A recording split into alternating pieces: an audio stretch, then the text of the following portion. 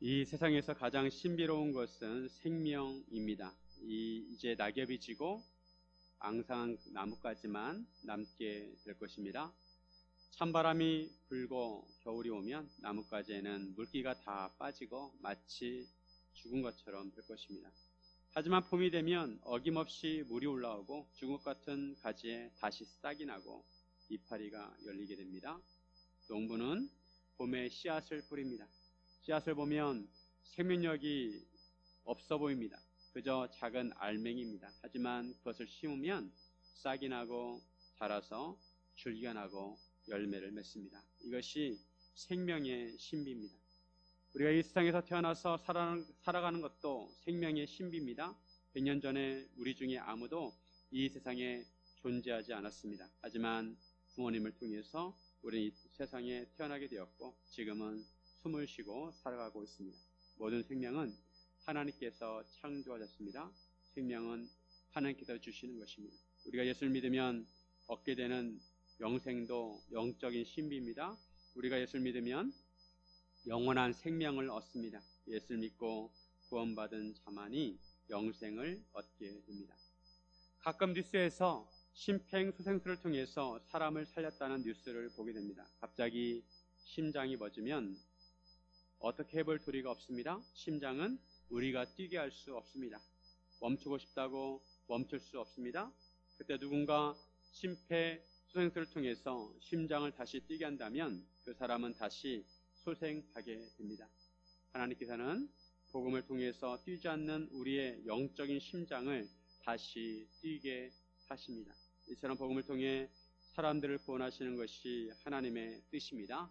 이에 대해서 몇 가지 말씀을 함께 나누고자 합니다. 첫째, 하나님께서는 택하신 자를 버리지 않으십니다. 하나님께서는 실수도 하지 않으시고 하나님께서 선택하신 자를 버리지 않으십니다.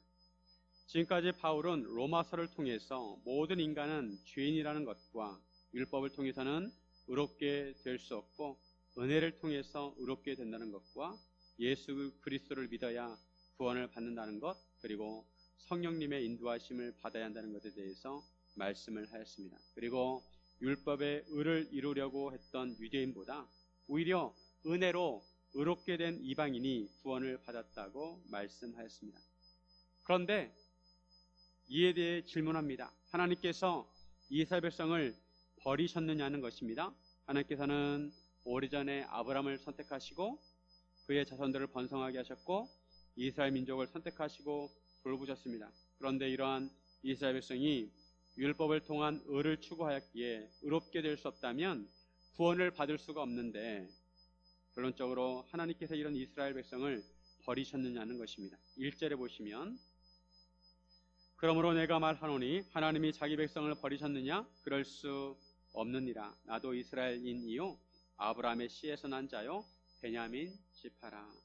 한마디로 그렇지 않다는 것입니다. 하나님께서 선택하신 이스라엘 백성을 버리지 않으셨습니다. 그 예가 바로 바울입니다. 바울은 이스라엘 사람입니다. 그리고 아브라함의 씨에서 났고 베냐민 지파로서 정통 이스라엘 사람입니다. 그런데 이런 바울이 구원을 받았습니다. 하나님의 버림을 받지 않았습니다. 바울은 원래 예수님을 대적했습니다. 예수님을 이단이라고 하였고 예수를 믿는 성도들을 잡아다 가두었습니다. 스데반 집사를 죽이는데도 앞장섰습니다. 그랬던 바울도 예수님을 믿게 되었습니다. 바울은 하나님께서 이스라엘 백성을 포기하지 않으셨다는 산 증인이라고 할 수가 있습니다. 초대교회 상황을 보면 이방인들 중에서 예수를 믿는 사람들이 많아지고 있습니다. 그에 비해 유대인들은 예수님을 믿는 사람이 많아지기보다는 오히려 복음을 거부했습니다. 즉 구원받는 이방인들은 많아지는데 정작 유대인들은 구원을 받지 못했습니다. 이런 현상을 두고 어떻게 오래전부터 하나님을 믿어온 유대인들은 구원을 받지 못하는데 하나님의 하자도 모르는 이방인들이 구원을 받는 것이 잘 이해가 가지 않는다는 것입니다. 유대인의 입장에서 보면 암울했습니다. 이때 바울은 엘리야의 예를 듭니다. 엘리야는 열정이 대단한 사람이었습니다. 엘리야는 아브라함에게 자기 말이 없으면 비도 이슬도 내리지 않을 것이라고 했습니다. 엘리야의 말대로 정말 비가 오지 않았습니다. 비가 오지 않으면 농사도 지을 수 없고 먹을 것이 없습니다. 가뭄과 궁핍과 고난이 뒤따르게 됩니다. 북이스라엘의 아합 왕은 엘리야를 색출하는 데 혈안이 되었습니다. 3년째가 되었을 때 엘리야는 아합 왕에게 나타나 대결을 제안합니다. 갈멜산에서 엘리야는 바알을 섬기는 바알 선지자 450명과 대결을 합니다. 바알 선지자들은 자기 몸을 칼로 해하면서까지 바알 신에게 빌었지만 제단에 아무 일이 일어나지 않습니다.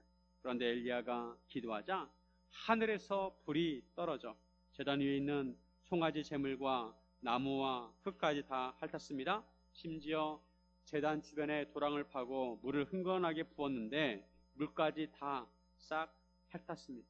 엘리야는 이스라엘 백성들에게 바알 선지자를 잡아 죽이라고 했습니다. 그리고 엘리야는 갈멜산 꼭대기에 올라가서 기도를 해서 비가 다시 오게 되었습니다. 엘리야는 대단한 승리를 거두었습니다. 1대 450이 붙어서 이겼습니다. 그런데 문제는 그 다음에 일어납니다. 북이스라엘의 아세라 선지자와 바알 선지자를 양성한 사람은 아합 왕의 아내 이세벨입니다. 이세벨은 시돈 출신입니다. 상황이 이렇게 되자 이세벨은 엘리야를 잡아 죽이겠다고 합니다. 엘리야는 이 소식을 듣고 도망을 칩니다. 40주 40야를 걸어서 호렙산으로 도망을 갔습니다. 엘리야가 굴 속에 있는데 하나님께서 물으십니다. 내가 어찌하여 여기 있느냐?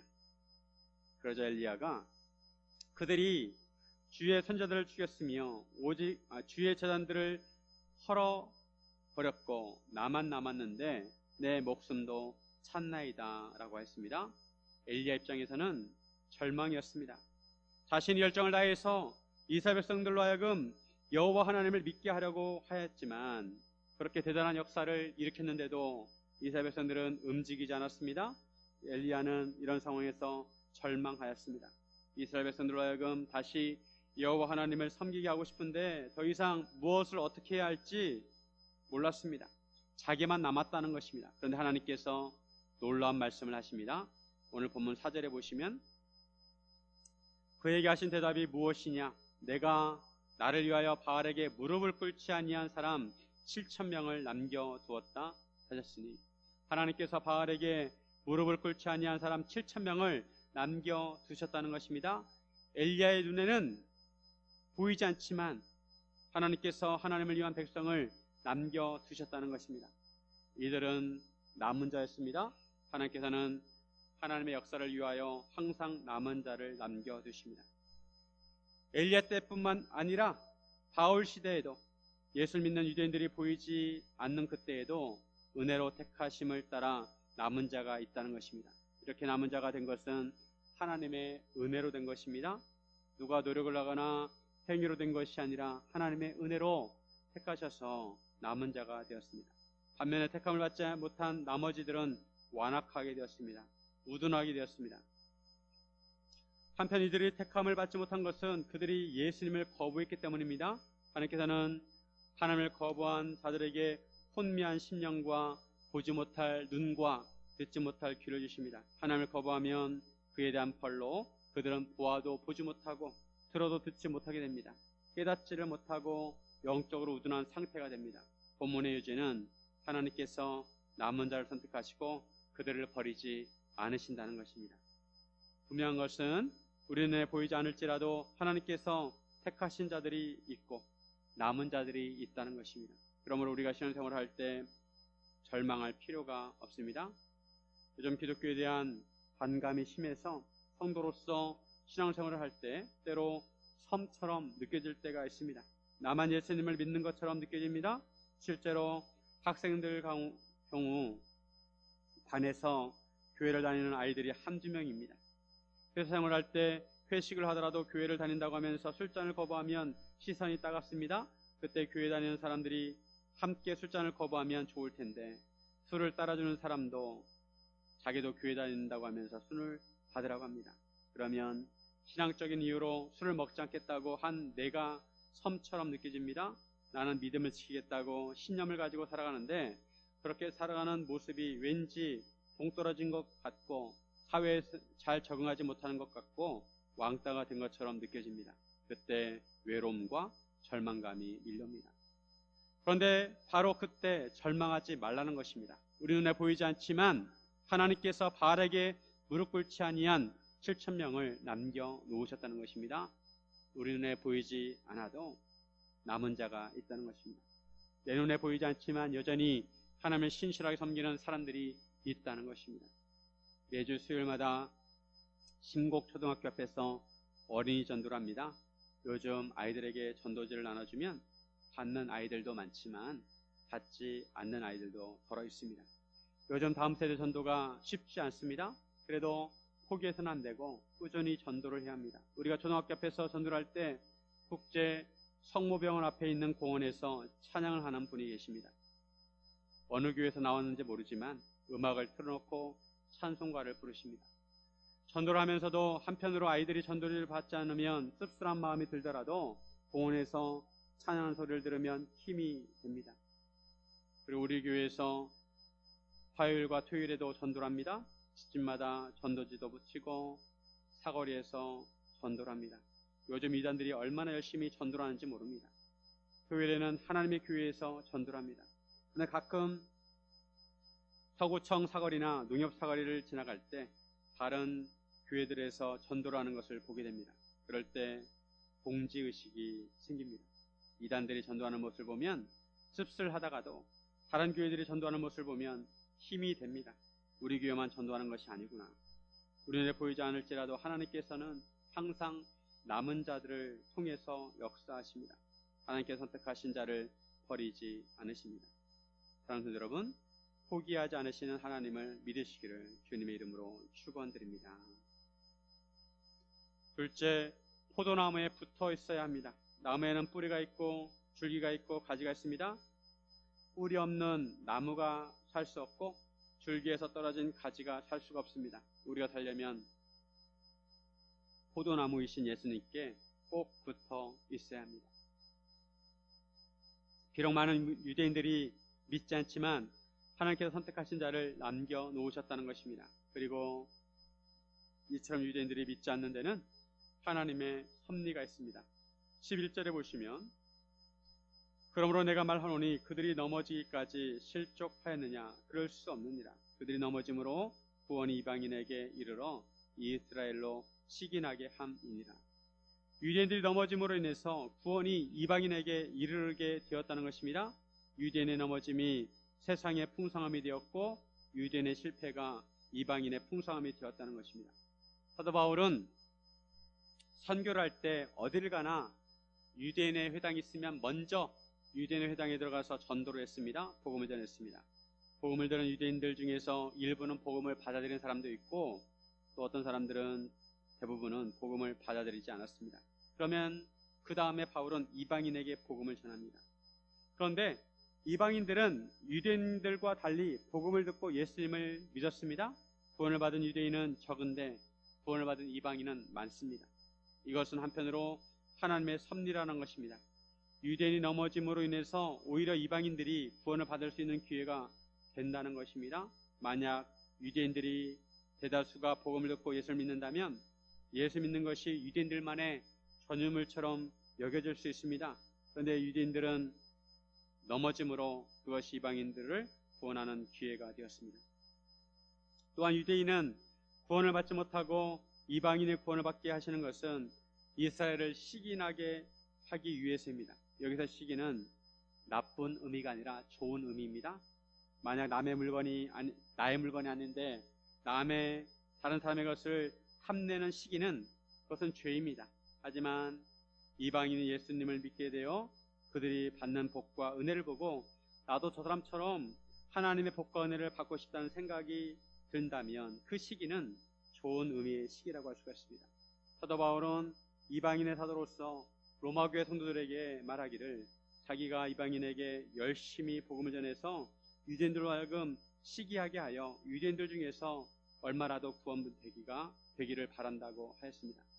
이스라엘이 하나님께 버림이 되어서 세상이 하나님과 화목하게 되었다면 이스라엘이 하나님께 받아들여지는 것은 죽은 자가 살아난 것과 같다는 것입니다. 사도 바울은 두 가지 예를 듭니다.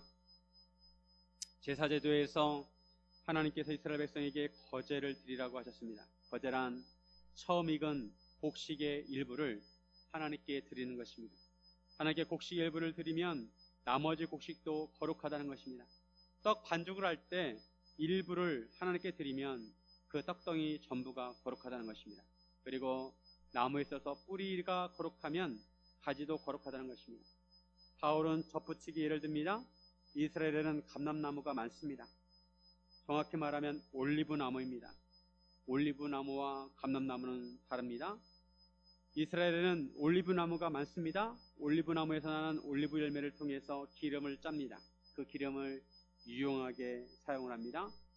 감람나무는 성경을 중국어로 번역할 때 올리브나무를 감람나무로 번역을 했습니다. 그래서 우리나라 성경에서도 감람나무라고 번역을 하였습니다. 참 올리브나무는 유용하지만 야생 올리브나무는 쓸모가 없습니다. 그래서 참 올리브나무의 가지 얼마를 꺾고 야생 올리브나무의 가지를 접붙입니다.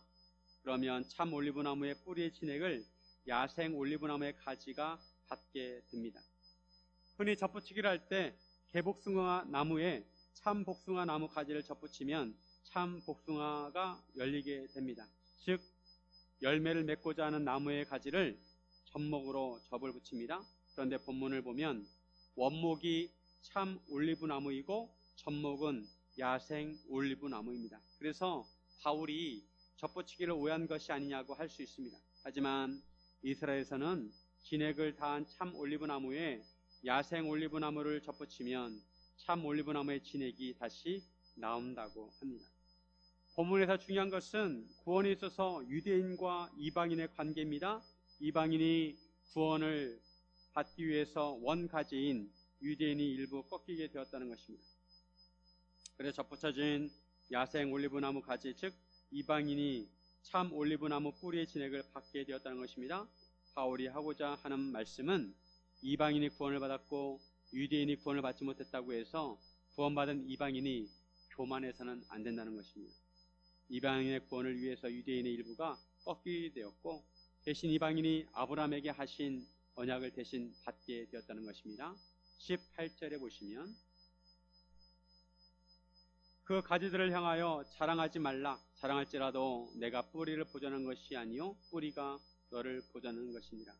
이방인이 하나님의 선택을 받아서 구원을 받았고 유대인이 선택을 받지 못해서 구원을 받지 못하였는데 그렇더라도 이방인 그리스도인들은 유대인들을 향해서 자랑해서는 안 된다는 것입니다. 왜냐하면 가지가 뿌리를 보존한 것이 아니라 뿌리가 가지를 보존하기 때문입니다. 유대인들은 믿지 아니함으로 꺾이고 이방인은 믿음으로 접붙여져서 구원을 받게 되었습니다. 그러므로 높은 마음을 품지 말고 도리어 두려워하라고 말씀합니다. 하느님께서 원 가지도 아끼지 아니하셨은즉 이방인도 거역을 한다면 아끼지 아니하신다는 것입니다. 이방인이 구원을 받은 것은 하나님의 은혜이고 하나님께서 접붙여 주셨기 때문에 구원을 받았습니다. 이방인은 원래 야생 올리브 나무였습니다. 그러므로 주목할 것은 하나님의 인자심과 준엄하심입니다. 구원받은 자는 하나님의 인자심 때문에 구원을 받았습니다. 거부하는 자에게는 준엄하게 대하십니다. 엄격하게 대하십니다. 접붙이실 능력은 하나님께 있습니다. 이방인도 야생 올리브나무에서 찍힘을 받고 본성을 거슬러 참 올리브나무에 접붙임을 받았다면 원가지인 유대인들은 더 참 올리브나무에 접붙이실 수 있으시다는 것입니다. 로마서는 사도 바울이 로마교회 성도들에게 쓴 편지입니다. 대부분이 이방인 그리스도인입니다. 이방인 그리스도인들에게 바라는 것은 그들이 구원을 받았다고 해서 유대인들에 대해서 교만한 마음을 품지 말라는 것입니다. 그들이 구원을 받은 것은 전적인 하나님의 은혜라는 것입니다. 하나님의 인자심이라는 것입니다. 그러므로 하나님의 인자심에 머물러 있어야 하나님의 은혜 안에 거할 수 있습니다. 그렇지 않으면 하나님께서 엄격하게 대하십니다. 우리도 마찬가지입니다. 우리가 하나님의 은혜로 구원을 받았습니다. 우리가 구원을 받았다고 절대 교만한 마음을 품어서는 안 됩니다. 그리고 우리는 포도나무이신 예수님께 꼭 붙어 있어야 합니다. 우리는 가지이고 예수님은 포도나무이십니다. 요한복음 15장 5절에 보면 나는 포도나무요 너희는 가지라. 그가 내 안에 내가 그 안에 거하면 사람이 열매를 많이 맺나니 나를 떠나서는 너희가 아무것도 할 수 없습니다. 우리가 포도나무이신 예수님께 붙어 있어야 열매를 맺을 수가 있습니다. 만약 포도나무에 붙어 있지 않으면 열매를 맺을 수가 없습니다. 그러면 포도나무에 붙어 있다는 것은 무엇을 의미할까요? 먼저는 예수님의 말씀 안에 거하고 예수의 말씀에 순종하는 삶을 사는 것입니다. 그리고 예수님께서 가장 강조하신 말씀은 서로 사랑하라는 것입니다. 서로 사랑하는 것이 포도나무에 붙어 있는 것입니다. 요즘 가나안 성도들이 많이 있습니다. 가나안 성도란 가나안은 안 나가를 거꾸로 한 것인데 예수 믿지만 교회에 안 나가는 성도를 말합니다. 한국 개신교 인구가 770만 명이라고 합니다. 그 중에 가나안 성도는 220만 명이라고 합니다. 3명 중 1명은 교회를 안 나온다는 것입니다. 심각한 문제라고 할 수가 있습니다. 교회는 예수님의 몸입니다. 그래서 우리는 예수님 몸 안에 거하고 지체인 성도들과 서로 연결되어 하나님의 성전을 함께 지어가는 것입니다. 교회 나오지 않고 예배만 드리는 것은 하나님과의 관계는 중요하게 생각하지만 이웃과 성도의 관계는 소홀히 하는 것입니다. 교회에 출석하지 않는 것은 한편으로 예수님의 몸으로부터 멀어지는 것입니다. 포도나무에 붙어 있다는 것은 예수 말씀에 순종하는 동시에 예수님의 몸인 교회에 붙어 있다는 것입니다. 오늘 성찬식을 합니다. 우리가 성찬식을 하는 것은 우리를 위해 십자가에 달리신 예수님의 살과 피를 기념하는 것입니다. 초대교회 때부터 교회에서는 성찬식을 통해서 모든 성도들이 예수님 안에서 한 몸이고 서로 연결된 지체임을 확인하였습니다. 교회에 나오지 않는다면 예수님의 살과 피를 기념할 수가 없습니다. 우리는 포도나무이신 예수님께 붙어 있어야 합니다. 우리가 가짐을 잊지 말아야 합니다. 사랑하는 성도 여러분, 포도나무이신 예수님께 꼭 붙어 있기를 주님의 이름으로 축원드립니다. 셋째, 하나님께 소망을 두어야 합니다. 하나님은 우리의 소망이십니다. 이 세상에는 영원한 소망이 없습니다. 우리의 구원은 하나님께 달려 있습니다. 하나님께서 우리의 유일한 소망이십니다. 그러므로 우리는 포기하지 말고 항상 하나님을 바라보고 하나님께 소망을 두어야 합니다. 하나님께서는 이스라엘 백성을 선택하셨는데 왜 그런 이스라엘 백성들은 예수님을 거부하고 이방인들이 예수를 믿어 구원받게 하셨을까? 여기에는 하나님의 신비가 있다고 말씀합니다. 25절에 형제들아 너희가 스스로 지혜있다 하면서 이 신비를 너희가 모르기를 내가 원하지 아니하노니 이 신비는 이방인의 충만한 수가 들어오기까지 이스라엘에 들어는 우둔하게 된 것이라. 구원받은 이방인의 충만한 수가 들어오기까지 이스라엘에 더러는 우둔하게 되었다는 것입니다. 이방인이 구원을 받기까지 이스라엘의 일부는 완악한 채로 있게 된다는 것입니다. 이것이 신비이고 비밀입니다. 이 말씀은 이스라엘이 영원히 구원을 받지 못하는 것이 아니라 지금은 그 가지 일부가 꺾였지만 언젠가 이스라엘도 돌아오게 된다는 것입니다. 그리하여 온 이스라엘이 구원을 받을 것이라는 것입니다. 복음의 관점에서 보면 이스라엘은 이방인들 때문에 하나님의 원수가 되었습니다. 그러나 선택의 관점에서 보면 그들은 조상들 때문에 하나님의 사랑을 입은 사람들입니다. 그들을 향하신 하나님의 언약은 여전히 유효합니다. 29절에 보면 하나님의 은사와 부르심에는 후회하심이 없느니라. 이것을 쉬운 성경으로 보면 하나님께서는 선물을 주시고 부르신 후에 무르는 법이 없습니다.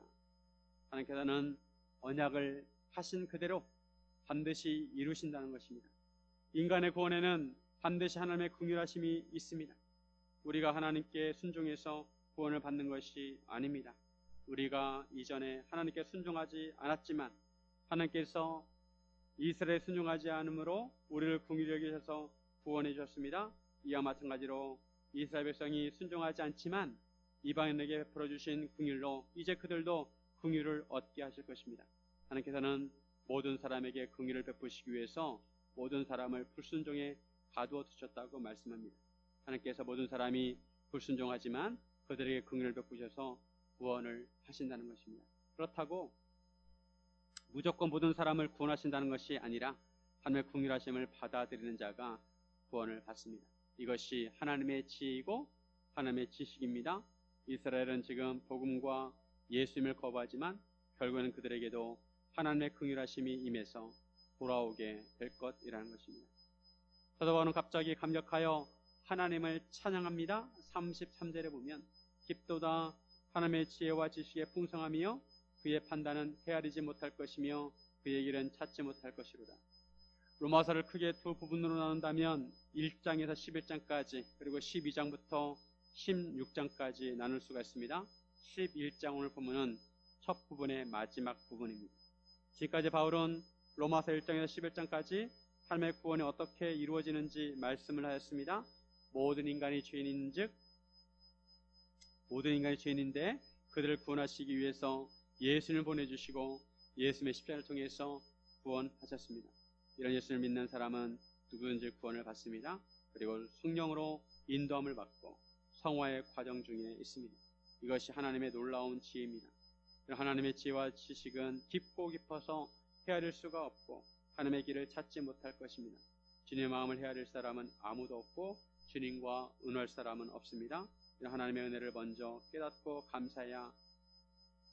감사해서 담대할 사람이 없다는 것입니다. 모든 것이 다 하나님의 은혜입니다. 36절 말씀 우리 같이 한번 읽겠습니다. 36절 이는 만물이 주에게서 나오고 주로 말미암고 주에게로 돌아감이라. 그에게 영광이 세세에 있을지어다. 아멘. 모든 것이 하나님으로부터 나왔고 하나님께서 보살피시고 보존하시고 모든 것이 하나님에게로 돌아갈 것입니다. 모든 것이 하나님의 영광을 위해서 존재합니다. 그러기에 우리는 하나님께 영광을 돌려야 하고 하나님께 소망을 두어야 합니다. 우리 주변에 믿지 않는 가족들과 이웃들이 있습니다. 우리는 그들이 구원받기를 간절히 원합니다. 그들을 바라보는 우리에게도 바울처럼 큰 근심과 그치지 않는 고통이 있습니다. 하지만 구원은 우리 힘으로 부족합니다. 하나님의 긍휼하심이 절대적으로 필요합니다. 그래서 우리는 하나님께서 그들을 긍휼히 여겨주시도록 기도해야 합니다. 하나님께 소망을 두어야 합니다. 하나님께서는 우리가 이해할 수 없지만 하나님의 방법으로 구원하실 것입니다. 지금도 하나님은 역사하시고 구원을 이루십니다. 하나님께서는 포기하지 않으십니다. 상한 갈대를 꺾지 않으시고 꺼져가는 불을 끄지 않으십니다. 우리만 포기하지 않으면 됩니다. 하나님께서는 바다를 가르셔서 마른 땅같이 건너게 하시고 광야의 길을 내시고 사막의 강을 만드십니다. 하나님께서는 마른 뼈도 살아나게 하십니다. 그리고 마지막 날에 모든 예수님을 믿는 성도들이 부활의 몸을 입게 될 것입니다. 하나님께서 정하신 구원의 뜻은 반드시 이루어집니다. 여러분 지금도 살아계시는 하나님을 바라보고 어떤 상황에서도 하나님께 소망을 두시기를 주님의 이름으로 축원드립니다.